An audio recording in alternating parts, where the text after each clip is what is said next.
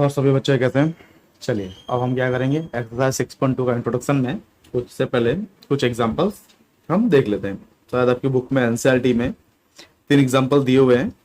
हम उन तीनों एग्जांपल्स को एक एक करके सॉल्व करेंगे और उन्हें समझेंगे। उसके बाद हम एक्सरसाइज 6.2 स्टार्ट करते हैं। ठीक है, तो आपका जो फर्स्ट एग्जाम्पल है, कौन सा एग्जाम्पल है आपका? Example number 4। ठीक है, एग्जाम्पल नंबर 4 है, तो हम पहले उसे ही सॉल्व करने की कोशिश करते हैं और समझते हैं।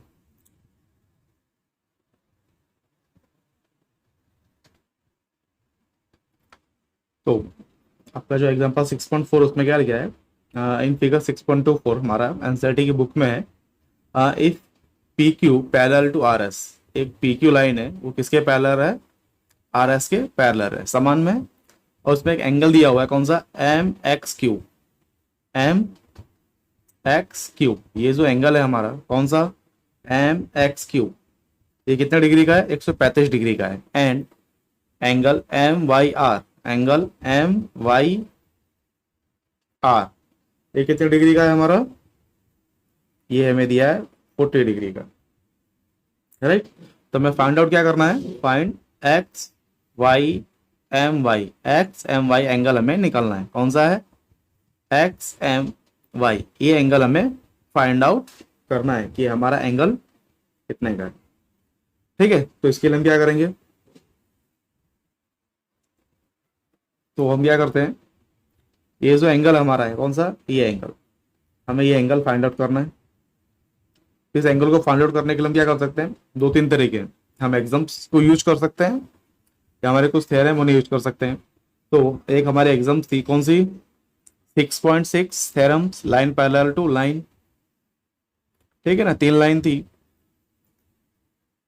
इसके हम क्या बोल सकते हैं? अगर एक लाइन है, चलिए मैं आपको समझा देता हूँ। मान लीजिए यहाँ पे एक मैं लाइन दूसरी ड्रॉ करता हूँ, डॉटेड लाइन है। ठीक है, एक लाइन हमारी हो गई ए एन बी, है ना। उस एग्जाम में क्या लिखा हुआ था? अगर पी क्यू पैरेलल है ए बी के और ए बी पैरेलल है आर एस के, ठीक है ना, तो हम क्या बोल सकते हैं? पी क्यू पैरेलल हो जाएगी आर एस के। ऑब्वियसली तीनों लाइनें एक दूसरे के पैरेलल है, तो हो सकती है। ये किस पे लिखा था हमारा? थ्योरम थी हमारी, कौन सी थी? थ्योरम। थ्योरम 6.6, इस थ्योरम में हमें बताया गया है। ठीक है, तब हमें करना क्या है? ये हमें एंगल निकालना है। राइट, तो हम उसके लिए क्या कर सकते हैं? मान लीजिए हमारा एंगल कौन सा दिया हुआ है? Q X M plus angle X M B. कौन सा है? क्यू एक्स एम और एक्स एम बी, दो एंगल है। ये दोनों एंगल हमारे कौन से हो जाएंगे? एंगल हमारे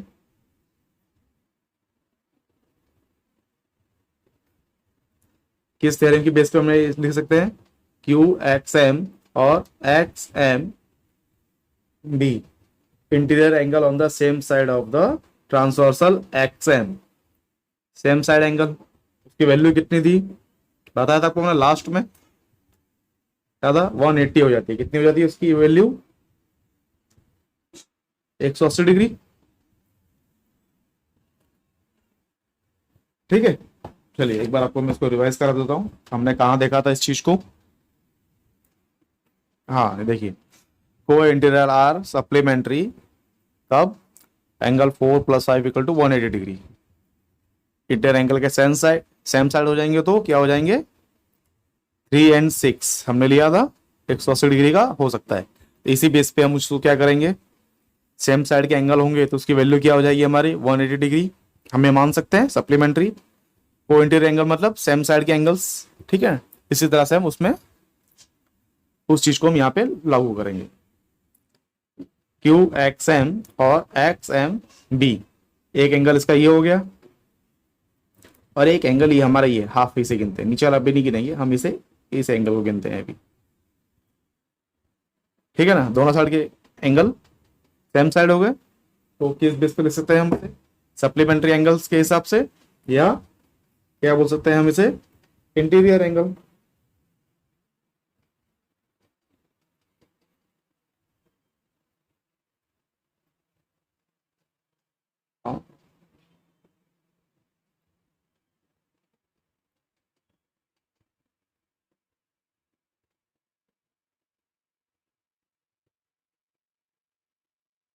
ट्रांसवर्सल एक्शन, ये हमारे ट्रांसवर्सल लाइन हो गई, एक साइड के एंगल हो गए, इनकी वैल्यू कितनी हो जाएगी?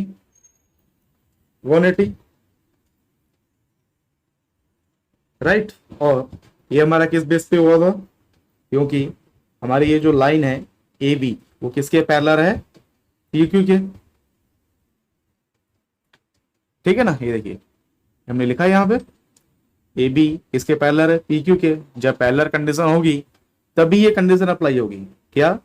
जब दो लाइन एक दूसरे के पैरेलल होंगी और एक हमारी ट्रांसवर्सल लाइन से कट करती है, तो क्या होगा? इंटीरियर सेम साइड के एंगल की जो वैल्यू होगी वो 180 डिग्री हो जाएगी,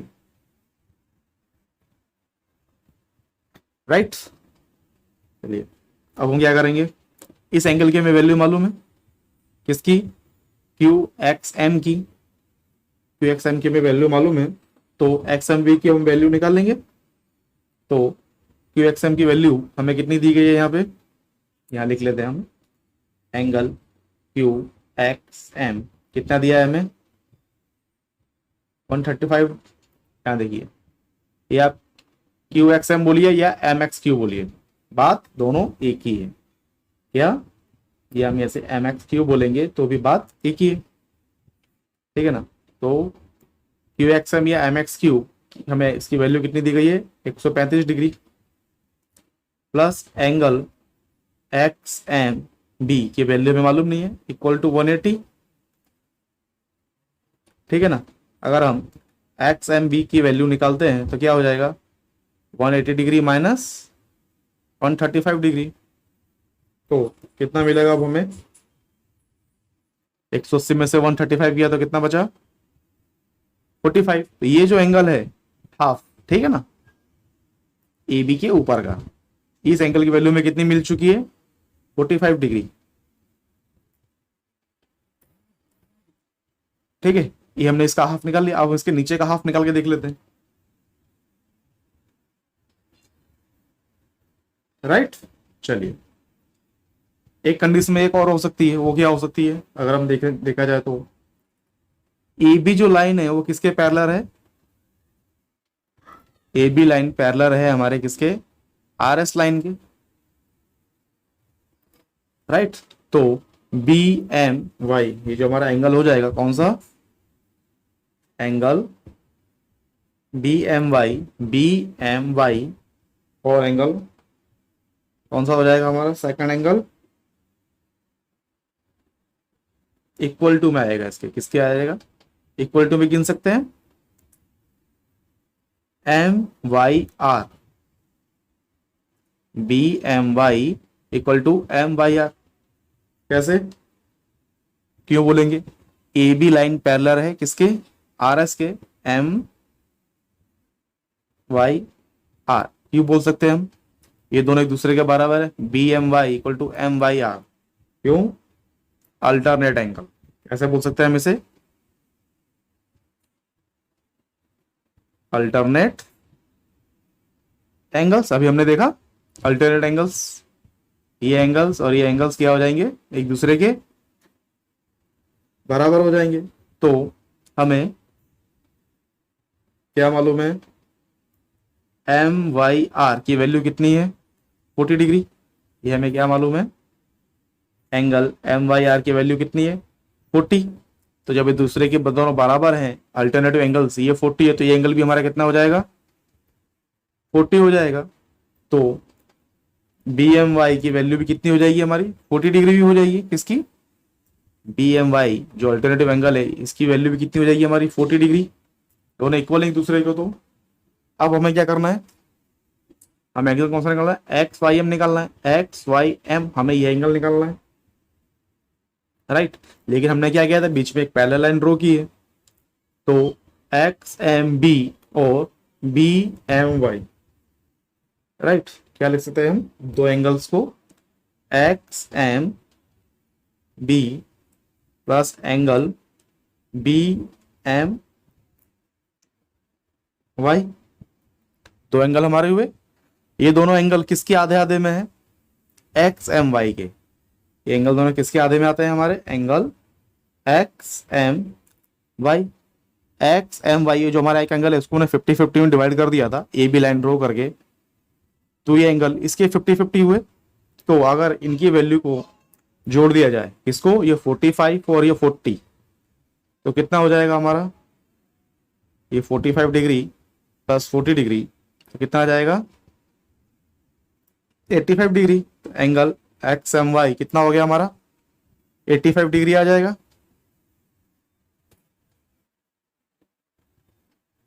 राइट। चलिए, ये तो हम निकाल सकते हैं, ठीक है ना।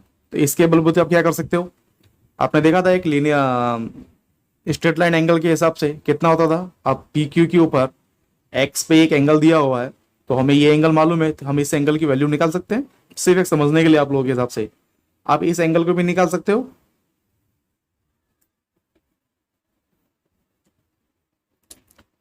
ठीक है ना।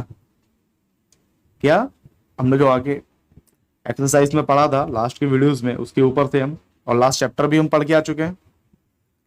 ये एंगल 135 है, तो एंगल हमें निकालना हो तो कैसे निकालेंगे, हमने देखा था, ठीक है ना। और जब ये एंगल इतना है, तो ये एंगल हमारा कितना आएगा, उसके ऊपर भी हमने देख लिया था।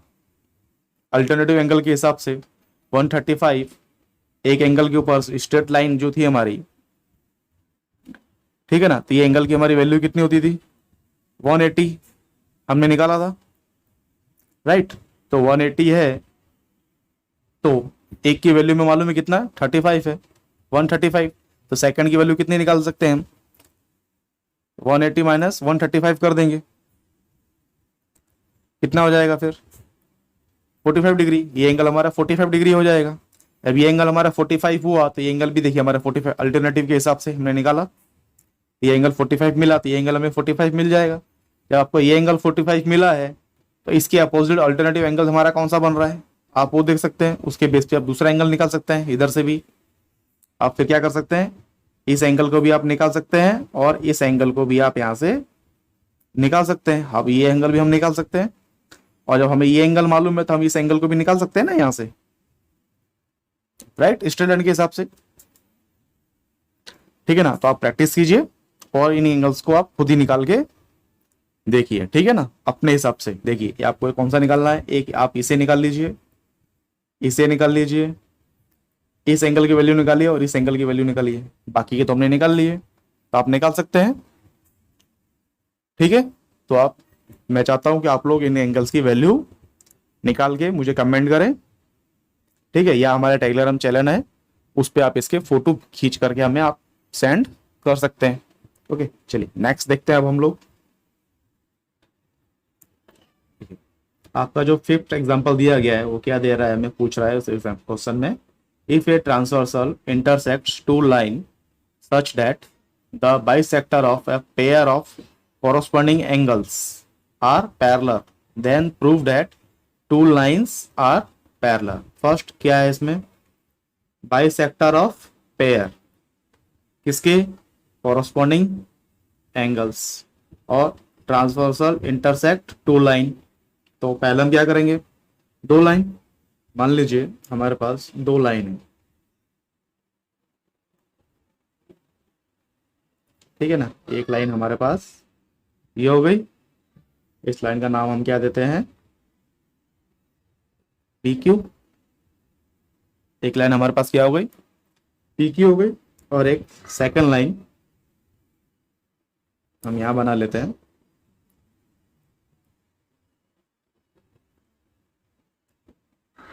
ठीक है ना। सेकंड लाइन हमारे पास आ गई आर एस, दो लाइन है, intersects two lines such that the bisector of a pair of corresponding angles। अब इसमें क्या कर रही है, एक लाइन क्या कर रही है, इंटरसेक्ट्स, ट्रांसवर्सल इंटरसेक्ट। अब ट्रांसवर्सल इंटरसेक्ट करने के लिए एक लाइन क्या कर रही है, इन दोनों लाइन को कट कर रही है। क्या कर रही है, इन दोनों लाइन को कट कर रही है, तभी तो ट्रांसवर्सल लाइन होगी।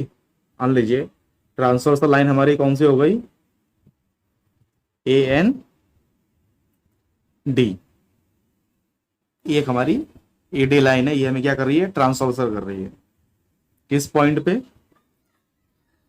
एक पॉइंट हो गया, ये मान लीजिए बी हो गया, और सेकंड पॉइंट जो कट किया है इस दो पॉइंटों पे ये इंटरसेक्ट कर रही है इन दो लाइनों को।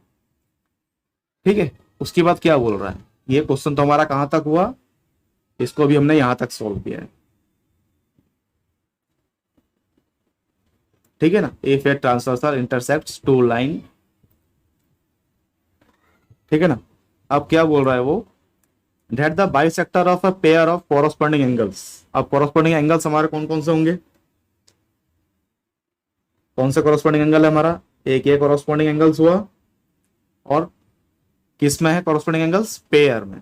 ठीक है ना, और दूसरा कोरस्पॉन्डिंग एंगल हमारा कौन सा हुआ, ये हो गया। ठीक है ना, bisector of pair of corresponding angles. Bisector मतलब क्या होता है, एक एंगल को बीचों बीच में से बराबर दो बराबर हिस्सों में काटना। मतलब ये लाइन हमारी इसको इस तरह से बाइसेक्ट कर रही है, और एक लाइन हमारी इसको दो हिस्सों में इसको बाइसेक्ट कर रही है। ठीक है ना, ये दो लाइन हो गई हमारी। इन दो लाइन को हम मान लेते हैं, ये लाइन है हमारी बीई, और सेकंड लाइन हमारी क्या हो गई, सी और जी मान लेते हैं। बाइसेक्ट किया। ठीक है ना, बाइसेक्ट का मतलब क्या होता है, एक हमारा एंगल कौन सा है यहाँ पे, ए बी क्यू। कौन सा एंगल है हमारा, ए बी क्यू।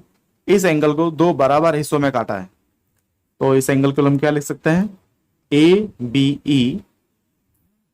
ठीक है ना, angle A B E plus angle E B Q, E B Q.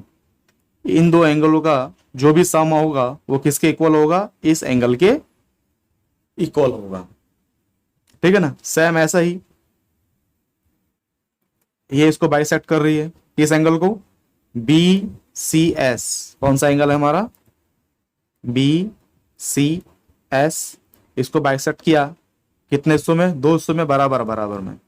तो हमारा पहला एंगल कौन सा बना, बी सी जी, प्लस एंगल दूसरा कौन सा बना, जी सी एस। इन दोनों का जो सम होगा वो किसके इक्वल होगा, इस एंगल के इक्वल होगा।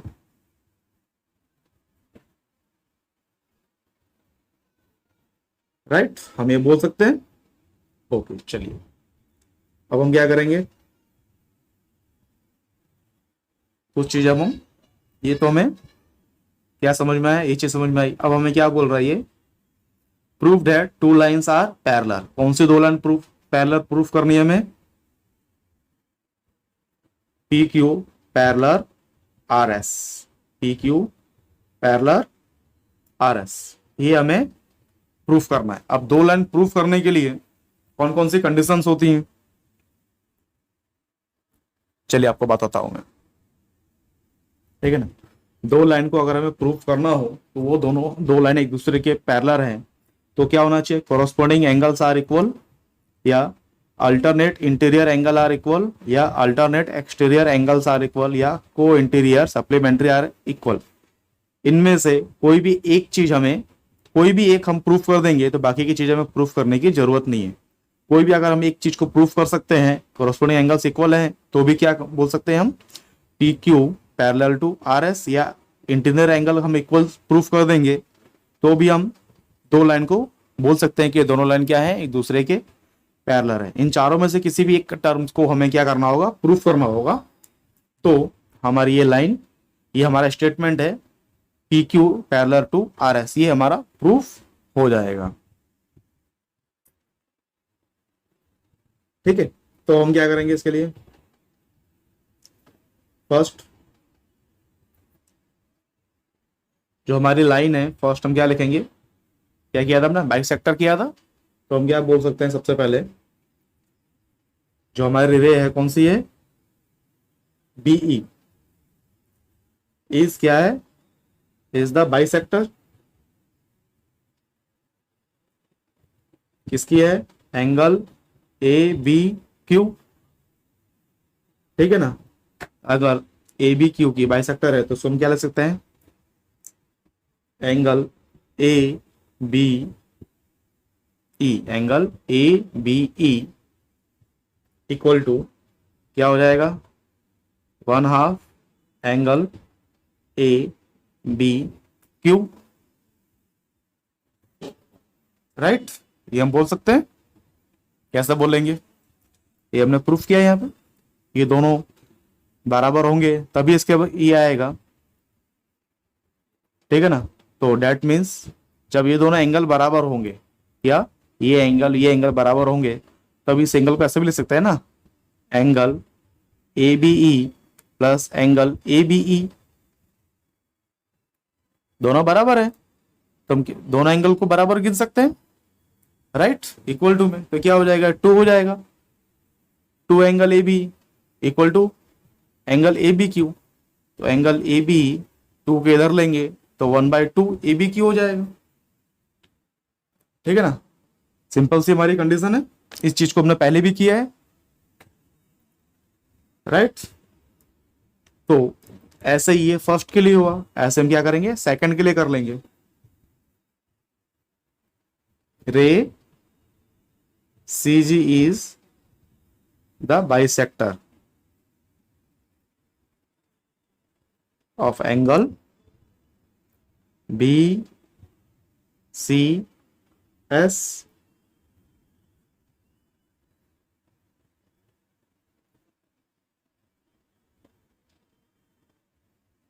राइट, हम ये बोल सकते हैं।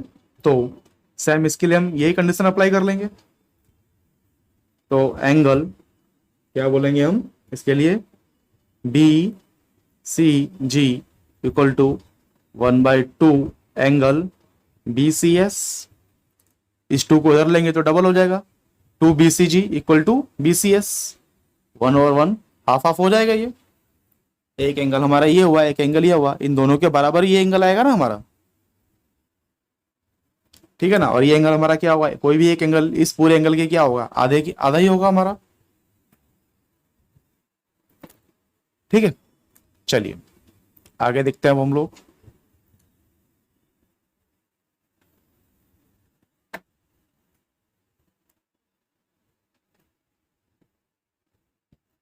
और सेकंड क्या है, देखिए क्वेश्चन में क्या लिखा था, such that the bisector of pair of corresponding angles are parallel then, ये दोनों एंगल क्या है, एक दूसरे के पैरेलल, दैट मींस लाइन या रे बोले हम, बीई पैरेलल किसके है, सीजी के, ये दोनों लाइन एक दूसरे के क्या है, पैरेलल है। तो अगर बीई पैरेलल सीजी हम लिखते हैं, ठीक है ना, और इन दोनों जो लाइन है, ठीक है ना, इसको थोड़ा सा हम आगे बढ़ाते तो आपको समझने में आसानी होगी। अगर इस लाइन को मैं थोड़ा आगे की तरफ और ले लेता हूं समझने के लिए, ठीक है। तो लाइन बीई और सीजी, इसको कौन इंटरसेक्ट कर रही है, लाइन एडी इसको इंटरसेक्ट कर रही है, ठीक है ना। तो इसका क्या हो जाएगा, क्या लिख सकते हैं, line AD is the transversal line,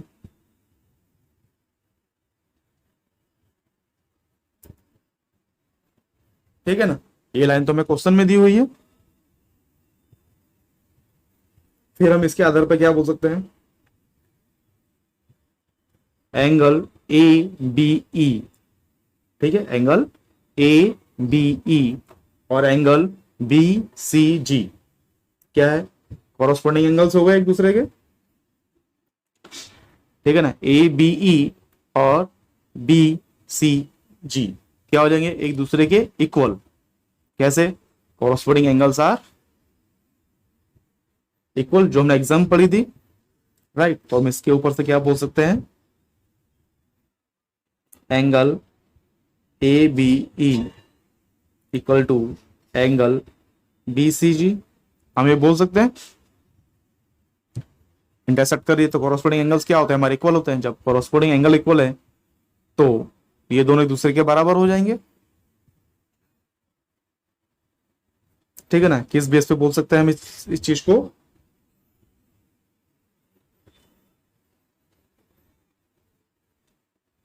corresponding angle exams, right. Corresponding angle exams के आधार पे हम इस चीज को बोल सकते हैं। तो ये फर्स्ट हमने सो गिन लिया था, इस चीज को हमने सेकंड गिन लिया, और ये हमारा थर्ड हो गया। एक क्वेश्चन मान लेते हैं हम इसे, तो क्या लिख सकते हैं हम यहाँ पे, 1/2 angle ABQ equal to 1/2 angle BCS। ठीक है ना, ABE इक्वल टू BCG, इसको हमने क्या किया, एक ही मान लिया है। ये एंगल और ये एंगल कॉरस्पॉन्डिंग एंगल्स हैं, तो क्या हो जाएंगे, दोनों सेम हो जाएंगे। या आप AB लिखें या BCG लिखें, तो आगे की चीज तो हमारी कॉमन इक्वल टू में ये आ जाएंगे, 1/2 ABQ एंड 1/2 BCG। ये दोनों क्या हो जाएंगे, इक्वल प्रूफ हो जाएंगे। अगर ये इक्वल हो गए तो हम यहाँ क्या लिख सकते हैं, angle ABQ equal to angle BCS। 1/2 cut जाएगा हमारा, ये और ये हमारा कट जाएगा, तो ये एक दूसरे के बराबर हो गए। जब एक दूसरे के बराबर हो गए तो हम क्या बोल सकते हैं, PQ पैरेलल RS। ये लाइन हमारी क्या होती है, प्रूफ हो जाती है।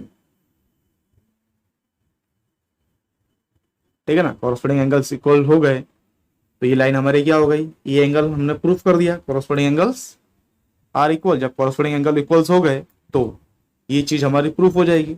बाकी चीज हमें प्रूफ करने की जरूरत नहीं है, सिर्फ सवाल को समझने की जरूरत है हमें यहाँ पे। ठीक है, और हमें जो एग्जाम्स पढ़ी हैं उन्हें हम किस तरह से कहाँ पे अप्लाई कर सकते हैं, हमें सिर्फ ये देखना है, राइट। चलिए नेक्स्ट क्वेश्चन देखते हैं हम लोग, हमारा जो एग्जाम्पल में दिया हुआ है। आप लोग इसका एक बार स्क्रीनशॉट ले लीजिए तो आपको समझने में आसानी होगी। देखिए अब हमारा क्वेश्चन नंबर क्या है, 6 है। क्या बोला, इन फिगर 6.27 आपकी एनसीईआरटी की बुक में दिया हुआ है, चैप्टर नंबर 6 में आप देख लीजिए। क्या है, AB पैरेलल CD। एक AB लाइन है, किसके पैरेलल है, CD लाइन के। एंड क्या बोल रहा है, CD parallel EF। CD line जो है वो किसके पैरेलल है, EF के। ठीक है ना, ऑल्सो EA परपेंडिकुलर AB।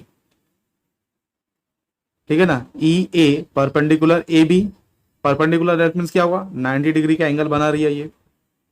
ठीक है ना, इफ BEF, BEF कितना डिग्री है, 55 डिग्री का है। तो फाइंड क्या करना है हमें, XYZ की वैल्यू में फाइंड करनी है हमें, किस किस की, XY और Z की हमें वैल्यू फाइंड करनी है। ठीक है, तो देखिए ये जो एंगल दिया हुआ है कौन सा, BEF, ये एक एंगल हमारा दिया हुआ है, ये 55 डिग्री दिया हुआ है, राइट। और इस एंगल के बीच में ये हमारा एंगल एक Y भी है हमारा D पॉइंट पे। ठीक है ना, तो इस चीज से हमें एक चीज मालूम पड़ती है क्या, जो हमें देखते ही समझ में आना चाहिए, क्या बोल सकते हैं, interior angle on same side. Interior angle on same side, ये भी इस साइड है और ये भी इस साइड है, इनकी वैल्यू कितनी होती है, 180 होती है, हमने देखा था। तो इसके लिए हम सबसे पहले क्या लिख सकते हैं, Y plus 55 degree equal to 180 degree. सबसे पहले ये चीज तो हमें क्वेश्चन को देखते ही हमें मालूम पड़ जा रही है, interior angle on same side, interior angle है, किस कैसे बोल सकते हैं हम इस चीज को,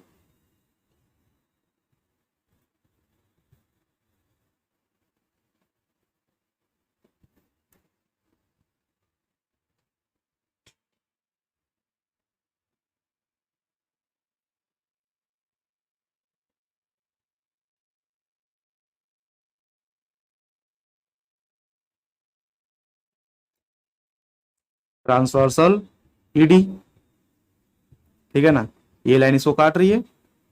तो इसके बेस पे इंटीरियर एंगल की हमारी वैल्यू कितनी होती है, 180 होती है। तो ये फर्स्ट चीज तो हमें यहां से ही मिल जाएगी, ये चीज तो हमें देख के मिलती है, तो हम इसे तुरंत नोट डाउन करेंगे, ठीक है ना। तो यहां से हमें क्या मिलेगा, y की वैल्यू मिल जाएगी 180 डिग्री माइनस 55 डिग्री। तो y की वैल्यू कितनी आ गई हमारी, 125 डिग्री। y की वैल्यू क्या है हमारी, 125 डिग्री। ये तो आसान था निकालना, कौन सा, y को निकालना तो आसान था, राइट। अब एक चीज देखिए, ये जो y है और x है, y और x क्या है, ये आपको देख के पता चल रहा है किसी को भी, A B parallel C D, दो लाइन पैरेलल है और कॉरस्पॉन्डिंग एंगल्स है, क्या है, दोनों कॉरस्पॉन्डिंग एंगल्स है हमारे। ये कॉरस्पॉन्डिंग एंगल्स अभी हमने पीछे लास्ट क्वेश्चन में भी हमने देखा, तो क्या हो जाएंगे दोनों एंगल्स इक्वल। कॉरस्पॉन्डिंग एंगल्स क्या होते हैं, एक दूसरे के इक्वल्स होते हैं। तो हम क्या बोल सकते हैं इसके लिए, A B parallel C D है, कैसे,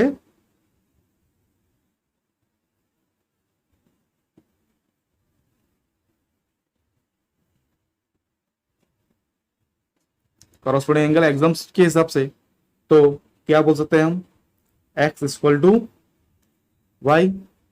तो x की वैल्यू भी हमारी कितनी हो जाएगी यहाँ पे, 125 डिग्री। कितनी हो जाएगी हमारी, 125 डिग्री हमारी x की वैल्यू भी यहाँ पर हो जाएगी, राइट। अब हमें ये तो मिल गए, एक साइड के हमें सारे एंगल मिल चुके हैं। अब बच्चा क्या, हमें z की वैल्यू फाइंड आउट करनी है, किसकी, z की वैल्यू अब हमें फाइंड आउट करनी है। तो z फाइंड आउट करने के लिए अब हम क्या कर सकते हैं,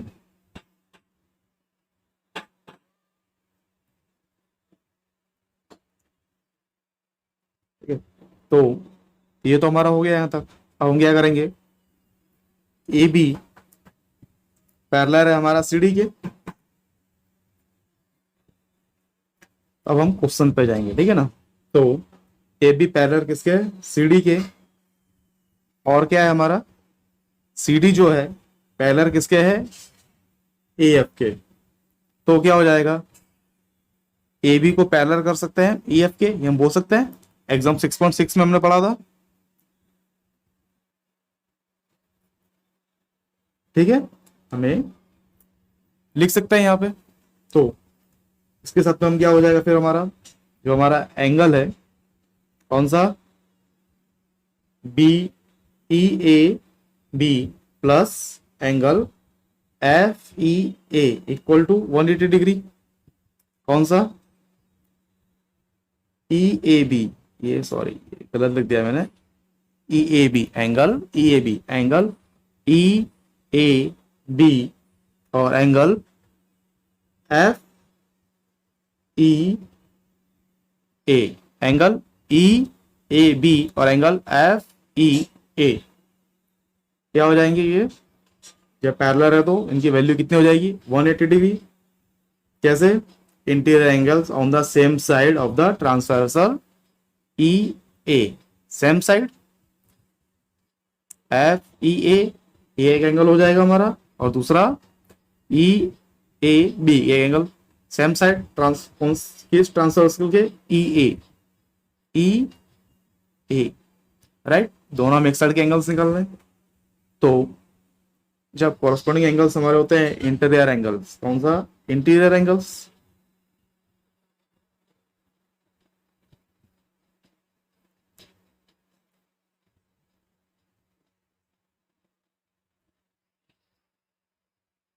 सेम साइड किसके, ई ए के। तो ई बी की वैल्यू हमें मालूम है कितनी है, ई ए बी परपेंडिकुलर था, डेट मीन्स कितना हो जाएगा इसकी value, 90 degree plus F E A, F E A, F E A के बीच में क्या मिल रहा है हमें? एफ ई के लिए हम क्या लिख सकते हैं? जेड आ रहा है, एफ ई ए के बीच में हमारा एंगल जेड प्लस 55। दो एंगल से मिलके बन रहा है हमारा ये एफ ई ए। हमारा किससे बन रहा है? इन दो एंगलों से मिलके बन रहा है, क्योंकि इसको बाइसेक्ट कर रही है ये 55 प्लस जेड। मान लीजिए हमारा एंगल कौन सा है? F E A. कौन सा एंगल है हमारा? F E A, F E A. तो एंगल हमारा किसके बराबर हो रहा है? F E D. कौन सा बन जाएगा एंगल हमारा? F E D plus angle F E A तो ले लिया हमने, angle F E B E D और D E C plus angle D E C, इनके बराबर में ये है। तो एफ ई डी की वैल्यू कितनी है? 55।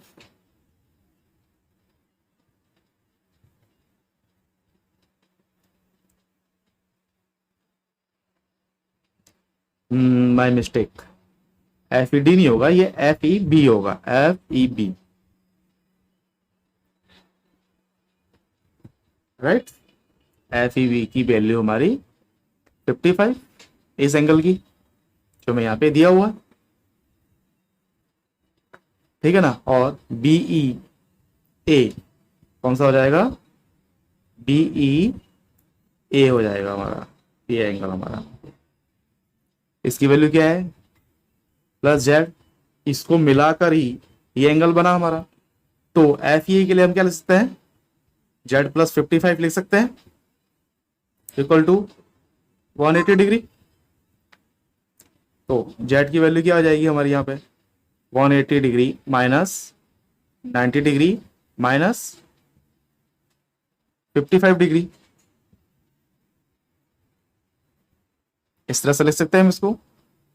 तो जेड इक्वल टू की वैल्यू कितनी आ जाएगी हमारी? 35 डिग्री से सॉल्व करते हैं तो हमें जेड की वैल्यू मिल गई यहाँ पे, ठीक है ना।